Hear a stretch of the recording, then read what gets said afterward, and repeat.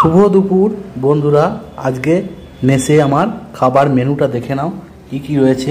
প্রথমেই রয়েছে এ দেখো চ্যাম্পিয়ন মিনিকিট চালের ভাত, একদম দেখো একটা একটা করে ভাত, নতুন মিনিকিট হলেও কেউ কিচ্ছু বুঝতে পারবে না, পুরনো মিনিকিটের মতন।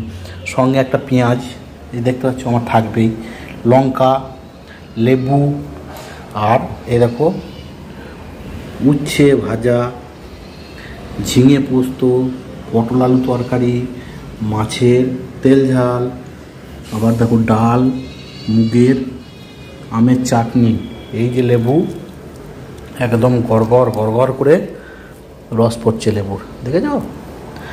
আর এই দেখো গন্ধরাজ লেবু, পুরো ভালো করে মাখিয়ে নিতে হবে একদম টোটাল ভাতটা, কি বলো? তবে বেশ টক টক পাড়া খেতে হবে। এই যে এবার ক্যামেরাটা এইখানটায় দিয়ে দেবো খুব সুন্দর করে। হ্যাঁ, এই আমের চাটনি, প্রথমেই উচ্ছে ভাজা,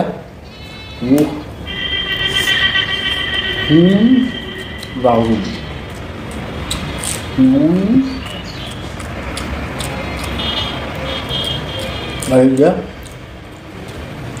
পোস্ত একদম সুন্দর করে, দারুণ। এটা পটল আলু তরকারি, একদম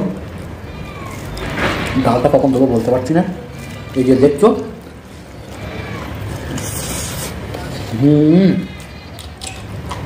দারুণ। আর মাছের ঝাল। শুভ দুপুর বন্ধুরা, আজকে মেসে আমার খাবার মেনুটা দেখে নাও কি কি রয়েছে। প্রথমেই রয়েছে এ দেখো চ্যাম্পিয়ন মিনিকিট চালের ভাত, একদম দেখো একটা একটা করে ভাত, নতুন মিনিকিট হলেও কেউ কিচ্ছু বুঝতে পারবে না, পুরনো মিনিকিটের মতন।